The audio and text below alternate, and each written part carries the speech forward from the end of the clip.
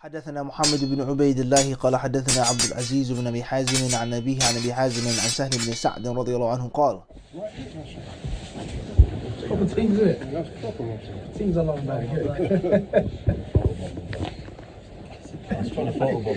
I'm blind right now. I know, we cut him out. Gotta get these ones in my backyard. Yeah, different vibe for sure. Putting out some fur. That's right. Where's that Wuhan with hat? You go ahead. You're gonna kick something bad. You're gonna get off of something. You have to look how ugly it is. You understand? I remember years ago, in the United States, there was a billboard, a poster on the side of the road with someone that had a very contorted, ugly, grotesque-looking face, discolored, scarred, so on and so forth.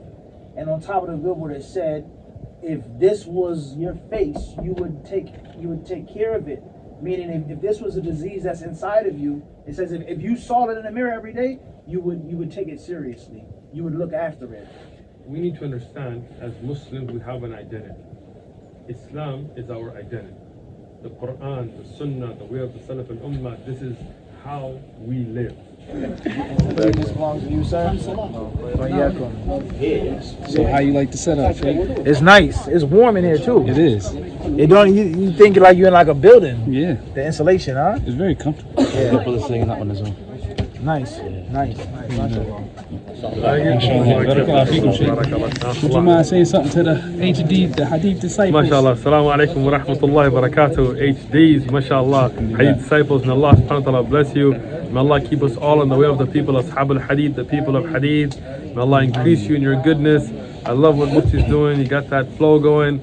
May Allah make it that you guys grow and be leaders to lead the world in the light of the beautiful ahadith of our beautiful Prophet alayhi salatu wassalam. Assalamu alaikum wa rahmatullah.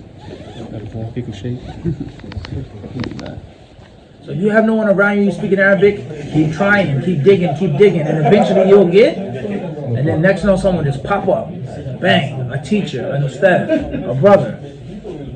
So don't ever make an excuse. You got to create that situation. And it's one of the reasons why Allah tests us, for our truthfulness to be manifested. He knows already. There is no luck, it's qadar. But for the efforts to be seen, as the Quran clearly states, the sabirin, you understand? The sadiqeen, the munafiqeen, those who fight, for it to be clear. So you gotta create that situation by the help of Allah, and then before you know it, trust me, you don't even realize it. Oh, where did he come from? Allah will make it easy for you, and that's what happened to me. This teacher, this brother, Fulan, out of the middle of nowhere. But that was only after I, had suffered, trying to find a class, trying to find a teacher. I'm not after the teacher, it's just the practice that's the problem. Force your teacher to practice with you. Because you need. Force them. Make them offer you can't refuse. Tell him you have him with uni. You'll help him do his homework, or you help him do his research, something. I've been doing this student. Help him with that. Send him money, do something. Make him an offer, what? Can't refuse.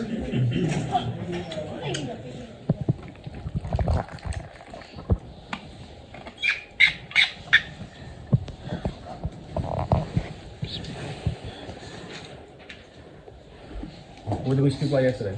Ashraf. Etiquettes. Etiquettes? Etiquette. Abu Halima he was waiting to drop kick you from across the octagon. He's sitting waiting for that one. You walked into that punch, Ashraf. You can't get mad at him for that, huh? We spoke on the what? The etiquette of what? Hosting, cooking, the etiquette of sports, what? A student. A student of? Knowledge. Knowledge. What type of knowledge? What word did we use? La. Beneficial. La. Sacred. Who said sacred knowledge? The knowledge which is sacred. And it's important to use that word. And it's important for that word to always be repeated. And us being reminded this is sacred. It's off limits. From your hands, from my hands, your greed, your lust, Your perversions, your interpretations, your wants, your feelings, it's what? Sacred. It's not to be defiled. It's not to be desecrated by the whims of men. This is something that we constantly need to be reminded of. All of the things that you're going through, your hardships, the ups, the downs, the mishaps, the misfortunes, you're on a path that is sacred to Jannah. And it's, trust me, it's easy to forget. It's easy to forget, but you got to constantly remind yourself that this is sacred. It's a holy, honorable path. Right. So we spoke on adab al-talab, right? What do we say about adab al-talab? Briefly. Supposed to be quick review. Split into three categories, which are? Etiquette with Allah. Al-adabu ma'Allah. How you behave with Allah. Number two?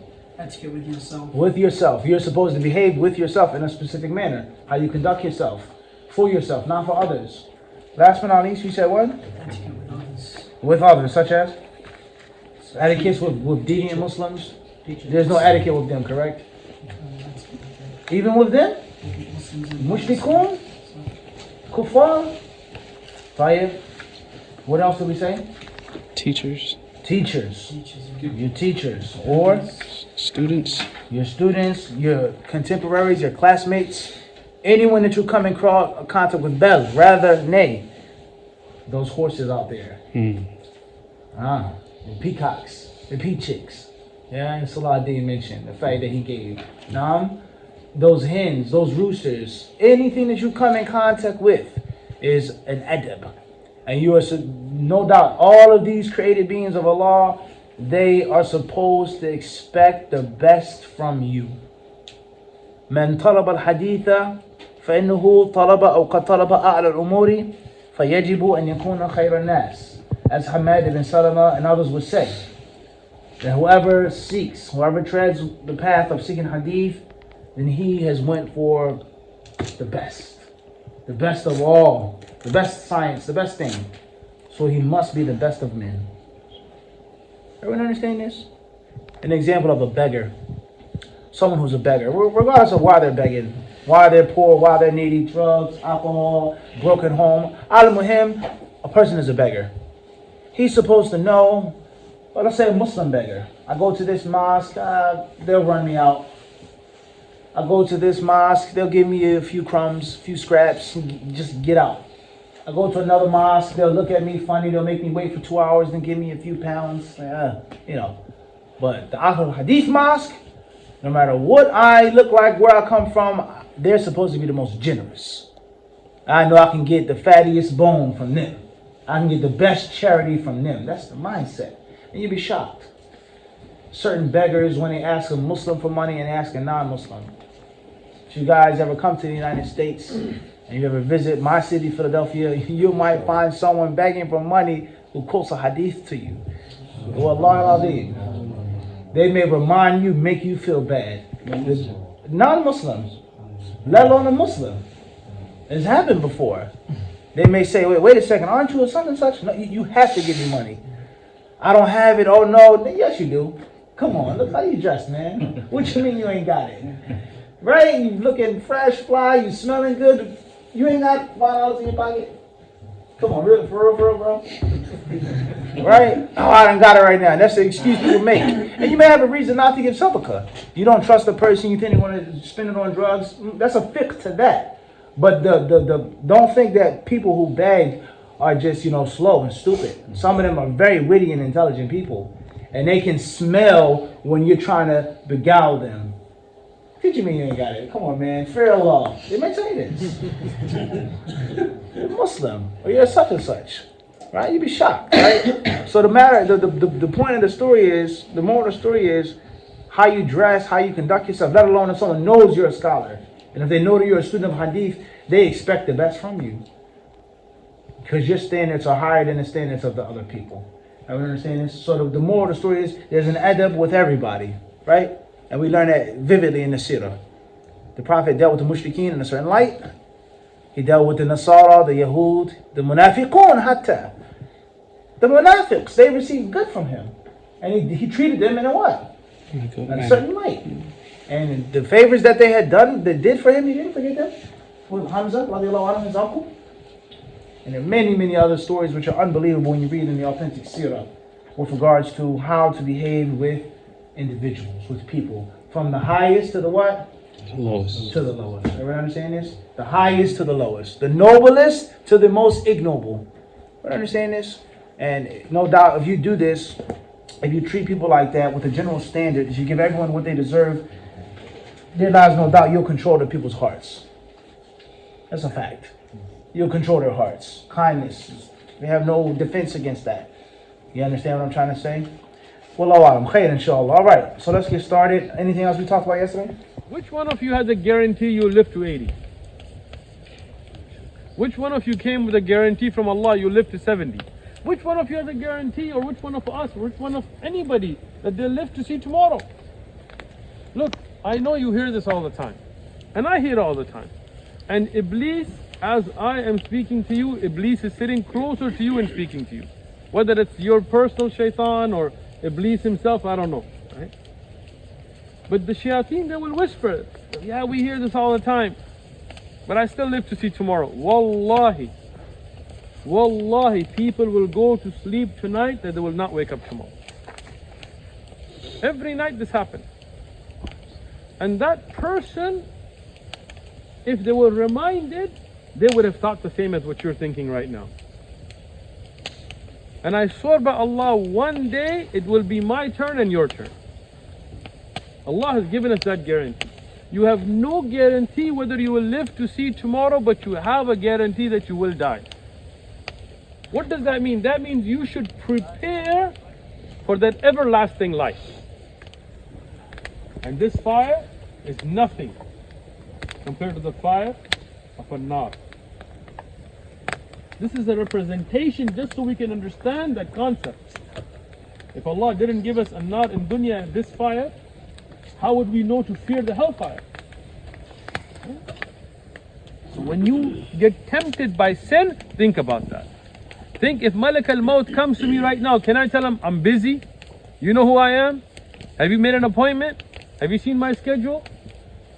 You know how rich I am? You know what community I'm from? You know what position I have? You know what language I speak? You think he cares about any of that?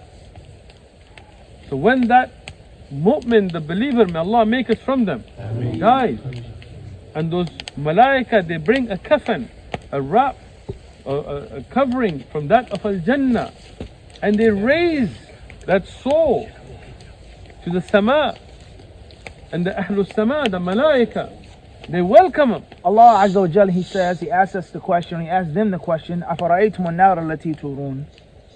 The fire that you kindle, O Quraysh, O Banu Hashim, O you Arabs. What is Arab life and Arab society without fire?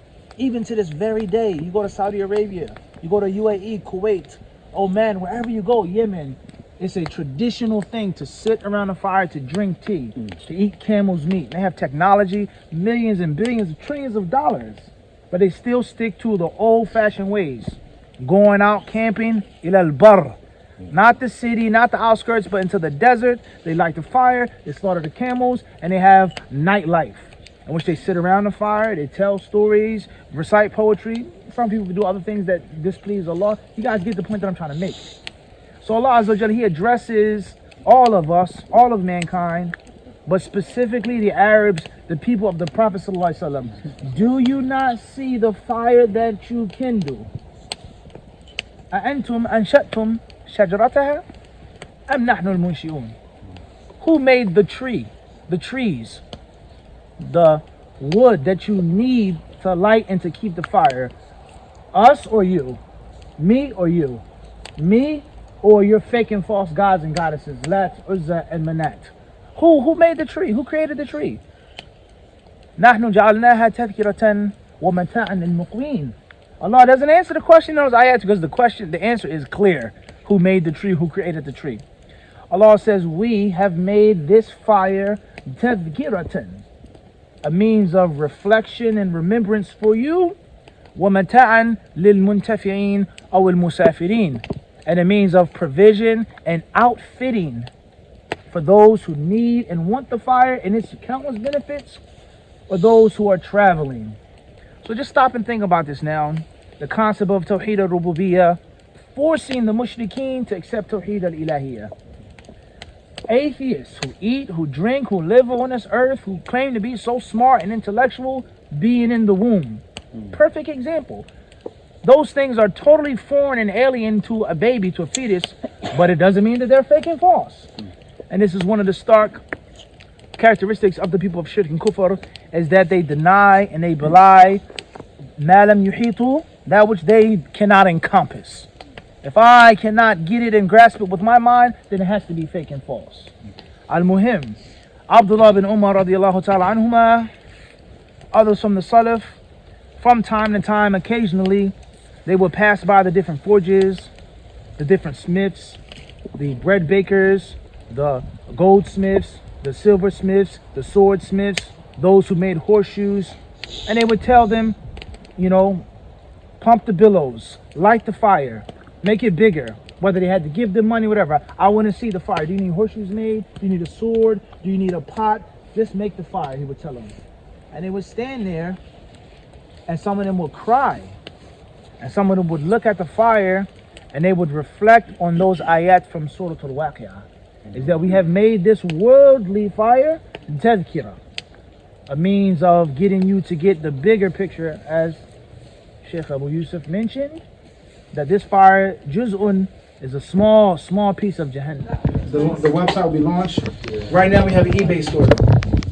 So if you want to buy tea and other products, we have other memorabilia, we ship to the UK. Many brothers brought from the UK. We ship it internationally with regards to teas and other products that we have. And that is Hadith_disciple. Hadith_disciple. eBay. Let's close it to that one, Yeah, there you go. That's everything. What would the website be called? Mufti.com. Mufti.com. Sheikh, we gotta flex the Mufti. That's right. All the way for the Hadith disciple. That's right. It's a part of the culture. So it only makes sense to spread that culture, spread that love. I mean, it's a side thing. I'm not a tea merchant. I'm not I'm a by profession. It's clear what I do. Of course. But it's something that I love so much. I wanted to spread to other people. And people have been on me for years. Mufti, you gotta start pushing tea. You gotta sell tea. You gotta give out tea. You have to. I was like, no, I don't have the time. I can't do it. They said, Mufti, you got to. And a lot of brothers, even online, they say, what tea are you drinking? What tea are you drinking? What tea are you drinking? So I was getting I was with the graphic designer, and I was getting him to make me a logo, and the original name of the company was going to be Leaf Disciple. Oh, Leaf Disciple. Have you got a name? Leaf Disciple. Leaf Disciple. So which tea were you drinking? Different types. So a very close friend of mine, they said, Leaf Disciple is nice, it's proper, but it don't. That. Mufti. Yeah, that's the one. And the tafsir behind that is, what's Mufti? What tea is he drinking? So it's catchy and it's wordplay. Mufti, what drink are you? What tea are you drinking? There you go. That's a good slogan. Alhamdulillah. What's your favorite one? My favorite tea? Yeah. I don't want to get too philosophical, but I think you gotta ask what type of tea is my favorite, because each flavor of tea is a different drink by itself. But if I had to pick one, I would say tea guanyin, oolong. And oolong is not a green tea. Many people think it's green tea, but it's not. And there are different types of oolong, different styles, and basically why tea is different. And tea is an amazing, subhanAllah, amazing thing that Allah has made and given us, because all tea, the flavor, the taste, the style, it comes from one plant, Camellia sinensis. There's no two strands of tea. Like other things, this species, this cousin is only one strand. And the only thing that makes green, black, red, yellow, this, that, expensive, cheap, is when it's picked, how it's grown, how it's processed, how it's oxidized or not. That's what makes green tea green tea. And black tea is fully oxidized. The oxygen has hit it. Like rusty steel. That's black tea. And the green tea is the steel that's stainless. And then the oolong, the mountain hills, India, China, Kenya, Korea, so on and so forth. Matcha, Jimacha, etc., etc. And that is a concept of Islam. Is that the fiqh and the different styles all coming from one divine source. One divine source, but there's different. You understand? How you look at qira'at. وهكذا. You understand? So there are many different lessons we get from tea. Tea Guanyin is one of my favorite types of oolong, and it's an interesting story behind that tea, which I don't think we can share that right now. And as far as the black tea, will be my favorite black tea. Man, I would probably say Assam. Some. Irish breakfast or Assam, one of the two. But there are many different types of black teas. And you guys I thought it obviously... was just a British thing. No. Yeah, I me thought too. it was I asked a friend of mine in Birmingham, you know, who was Bukhari or Muslim, which one? So he said, you know, it is ikhtilaf, the scholars differ. He says, but if it was me, I would go with Yorkshire. Yorkshire. Yorkshire. Witters. I've been to Witters. What do you think? Chelsea. Beautiful place. I've been there several times. I fell in love in there. Yeah, and they sell it online too. I know exactly what you're talking about. And you know, you guys, man, unfortunately, you guys have started wars over tea. No, literally. It's a very big. The opium wars are based off of a big part of tea. And this is one of the reasons why British people and countries that were colonized by the English prefer black tea. And that's because China, basically, in a nutshell, they kicked them out because of opium. With the emperor at that time of that dynasty, opium was such a huge pandemic. It was destroying China. He made anyone selling it, smoking it, holding it, storing it, decapitated. So obviously, the British, they needed and they wanted opium. So unfortunately, they were a little sly. So what they were doing was they were getting it to be imported and you know, behind the scenes. And that was a big problem with the emperor. And what they did was, the emperor, he said that, okay, I see how this is going. You guys don't want to obey the rules. You're going to keep exploiting our country. And he forced them, if I can remember it correctly, he forced them to pay for their tea in Chinese silver and not in British pounds. Similar to other wars, Gulf War, this war, same thing. Same thing. So he said he knew there was an advantage. I don't want your British pounds, pay us in Chinese silver, and they refused. And that's where the first and the second opium war came from. And that is why British people stopped drinking the Chinese green teas and they discovered tea in India. And that's where you get your Assam and your Ceylon and this one, which are staple ingredients to English breakfast, Irish breakfast, Scottish breakfast, so on and so forth. And you understand? Yeah. So the politics and literally the war was started over. Very interesting. So it's a very humbling experience, and it's not easy, and it's something that I myself I don't take lightly. Seeing these young brothers, you know, with potential, with skill, you know, vibing, bonding. And inshallah, hoping that you guys will take things to the next level, the level that we couldn't take it to. All right? The level that we couldn't take it to. You guys can take it to that next level above and beyond. And that's something that we learn in history. One of the greatest, and what I mean by great is not Islamically great, obviously, but we're talking about just with regards to worldly statistics. One of the greatest conquerors that history has known. On his deathbed, this is an amazing story, as he sat around and he spoke with his sons, and obviously for a conqueror to have an abundance of sons is both a blessing and a curse. It's a blessing and a curse. The king has to produce an heir, but if the king has too many male heirs, then his kingdom can be, you know, split up and fractured within a matter of years upon his death, because they'll fight on who's going to be the top heir. What's important is this great quote-unquote conqueror, he said on his deathbed, he said he gathered his sons. And in two different versions of the story, one version of the story, one piece of advice, is that he told his sons to bring an arrow. And this arrow was considered to be a staple hallmark of their society. If you read and if you study, the arrow was more important than the sword to them. The bow was the top weapon. It was the thing that allowed them to defeat so many other bigger, stronger nations. Not the sword, but the arrow, the bow, right? So he said, bring me an arrow. And he gave it to his oldest son, and he said, snap the arrow in half. Obviously his son, with a little bit of difficulty, he snapped the arrow. And he said, bring me 2 arrows. He gave it to another son. Son snapped the 2 arrows with a little bit more difficulty. And then 3 arrows, a little more difficulty, but it was snappable. But he said, bring me the entire quiver. And he brought a bunch of arrows and he says, give it to this son, and he would break the arrows. Obviously, no matter how hard he squeezed, he couldn't even snap them. And he says, thus, you guys are individual arrows, our empire, all the things we fought for and worked for such a long time will go away. But if you guys stick together and stay together, you will be unbreakable and unshatterable.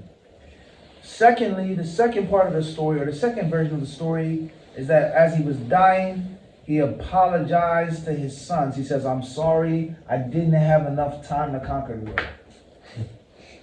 Think about that now. I would have done it, but I didn't have enough time. In other words, he knew and he realized that all the things that he had accomplished, he wanted his sons and his grandsons to do what?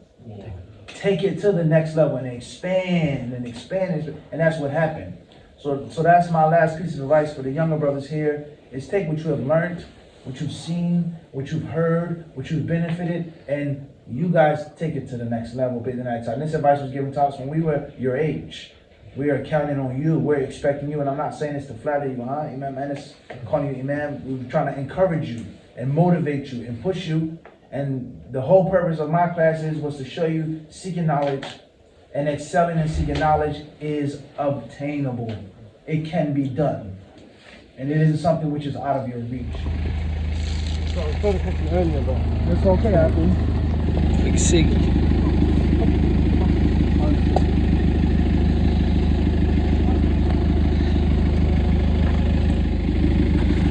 That's next level autograph. Come on, man. You know, Handwriting is terrible. upside down. It's all right. The pen's good though. Jazakallah khair. This is light work. Light work. Like that. Sight. Signature, right? Oh yeah. Can't leave without it. Jazakallah khair. My dad actually gave me the habit when I was HD growing up in Medina. autograph. Okay. Sight. Can you read it? Humbling. Like I said, humbling. If you can read it, then you can read it. Allahumma barik, huh? That's the reality that we need to come to. People really struggle for the deen, and we are actually taking it. Even to this day, we're taking it. Our farewells.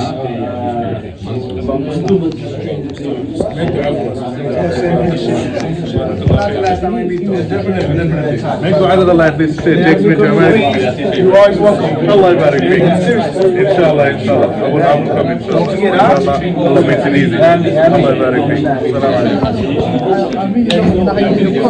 Okay? The wise man. Right. I'm going to ask you, what's your favorite one? If you had to pick one. That's too hard, man. If you had to pick one today right now, what would it be? Listen, my son, every time he asks me, Abby, what's your favorite dish? And I say it all depends. He says, come on, Abby, don't tell me that. Just which one, chocolate or vanilla or this tea? I say, it all depends. It all depends. It's too many different quotes, too much wisdom. But if I had to just randomly say one off the top of my head, it's fortune favors the brave. Fortune likes and loves bravery. So you want the barakah of Allah, you want the khair, you want the tawfiq, you gotta have that shuja'ah. Wallahu, that's not my favorite, that's just what, it's off the top. That's what I mean. You guys, you did do. You trying to go ahead and try to focus. That's too much,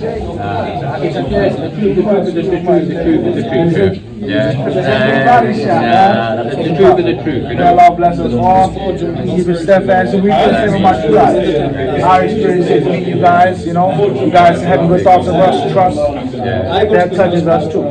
We all need each other's help. That's right. We help one another in that remedy. You gotta get lower, Noor. Gravity, you gotta get lower. And then for those wrestling moves.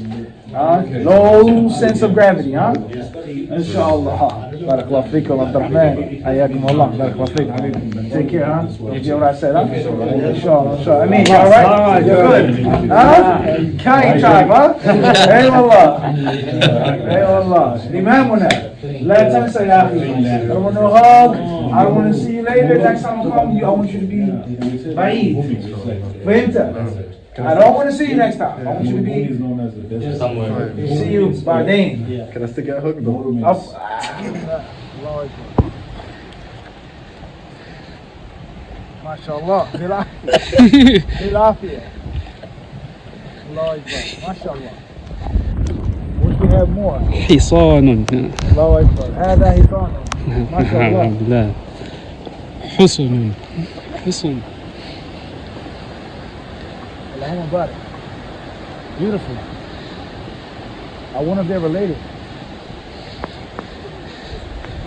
Gentle war steeds. That's right, that's right. You know, I mean, we spoke many times before. I believe we've done a 2 for Wa'id, maybe some HD National Geographic about the points of reflection that the Muslim can come across or come away from horses. And how many times horses have been mentioned in the Quran al-Kareem, and how many authentic hadiths are there talking about horses. Rather, there's an entire surah in which Allah Azza wa Jalla swears by horses. Surah Al-Adiyat. Allah, He swears by these beasts, these created beings that He has made and brought into existence. Okay, and the concept of Wal-Adiyat Dabaha. Okay, and the beasts that are snorting, that charge. Their hooves are, they strike the ground so powerfully that it makes sparks, right? And how they crash into the flanks or the rows of the enemies. Okay, and the narration of the Messenger of Allah sallallahu alaihi wasallam regarding al-khaylu ma'qudun fi nawasiha al-khayr. The horses, look at that. Lord, how about that, huh? The goodness in the foot of the horse. That horse got ghost, huh? You felt the power when it pulled off? You had the ground, huh? Oh yeah. That was deep. That was deep. That shift of power. They definitely were opportunists. They wanted the food in. Khalas. No more? The lecture's over, yeah. You only got one apple? So I need payment. Huh? Yeah, that's right. The show isn't for free, huh? Subhanallah. Subhanallah. Yeah, beautiful though. So how did you enjoy the trip? Alhamdulillah. The trip was Scotland. great. The trip was great. Vibing with the brothers, especially the youth, young guys, huh? Even if they got a little hinna, they're still young, alhamdulillah. Sitting with them, eating with them, teaching them, reviewing knowledge with them, answering their questions, listening to some of their problems and life issues. That is the greatest satisfaction, is for me to realize, regardless of myself, but Allah Azza wa Jalla used me to be of service for other people. To be of service, and there's different types of service. There's medical service, transportation service, but the service of the soul and the spirit. And that's something that just breaks your heart down. Like subhanallah, Allah chose me, used me to help other people's deen out. It's like I said, it's heavy on the heart. It's not easy. It's not an easy thing to deal with. It's not an easy thing to digest and to realize. Wallahi, and I'm not saying it's just for you guys. I'm being honest. It's hard. You ask yourself, do I deserve this? What have I done to deserve this? And why is Allah using me? But at the same time, as we spoke on in the way of the disciple, you have to accept Allah's honor. You have to take Allah subhanahu wa ta'ala's gift. And as one of the Salaf al-Salih would say, لَوْ أَنَّ لِلذُّنُوبِ رَائِحَةً لَمَا جَالَسَنِي أَحَدٌ. He says, if sins had a stench, no one would want to sit with me. And that's one of the what? The Salaf. If you could tangibly smell the sins, no one would be in my company. That's how he looked at himself. So the concept of Allah Azza wa Jalla putting you in a position of status or power or honor, many people, they stop studying, they stop teaching, I don't deserve this. That's not your place to decide. Allah creates what He wants to. Allah Azza wa Jalla, He creates what He wants to. وَيَخْتَارُ. And Allah chooses. مَا كَانَ لَهُمُ الْخِيَرُ. Allah says the choice and the selection isn't theirs. That your Lord, O Muhammad, creates what He wants to. وَيَخْتَارُ. And He selects what whom He wants to, when He wants to. Okay, and Allah Azza wa Jal, He told the Messenger of Allah sallallahu alaihi wasallam to tell Quraysh, to tell those pagans when they asked the question, أَهَؤُلَاءِ مَنَّ اللَّهُ عَلَيْهِمْ مِنْ بَيْنِنَا. Did Allah bless these people and not us? This slave, this woman, this person, that person, not the nobles of Quraysh? Why did He make Muhammad a messenger? Why aren't the angels being sent down with him, right? And Allah Azza wa Jal, He tells them that Allah knows those who are grateful. And Allah subhanahu wa ta'ala, He knows best where to place His risala. It's not our job to question and to pick, it's our job to just do. So if Allah chooses you, if Allah picks you, if Allah selects you, you seek Allah's forgiveness. You ask Allah to conceal your faults and your sins and your errors, but you take that gift from Allah. and it's not an easy task. So that was one of the greatest things that I enjoyed on this trip, is being there for the people, sitting with the people, enjoying the people, you know, the spiritual aspect, and on a human level as well. And what did he say? What? He says, I felt the sword on Yom al-Jumu'ah. You know, the tea. What tea are you drinking? You know, the live stream is one thing, but in person, touching, hugging, is a whole different story. And hopefully, bi'idhnillahi ta'ala, this trip will be a memorable trip for all of us. Hopefully, it'll be something that we won't forget about. And hopefully, we'll age well upon Allah's obedience. As the Prophet ﷺ said, the best of people are those who have longest lives with the best deeds. The longest lives with the best deeds. So the concept of making hajj with somebody, studying with somebody, marrying off a brother, doing his nikah, you see him 5 years, 10 years, 15 years later, says, Mufti, remember you led us on hajj. Remember you came to my masjid. And some brothers, I don't even remember. Mufti, you married me off to my wife. We have 6 kids. And I'm like, what? What's this? Mufti, you gave me advice. You told me when I go to Medina to do such and such and such and such. And it's been so many different places and locations and people we've dealt with, you may not always remember. And it pierces your heart. You know what I mean?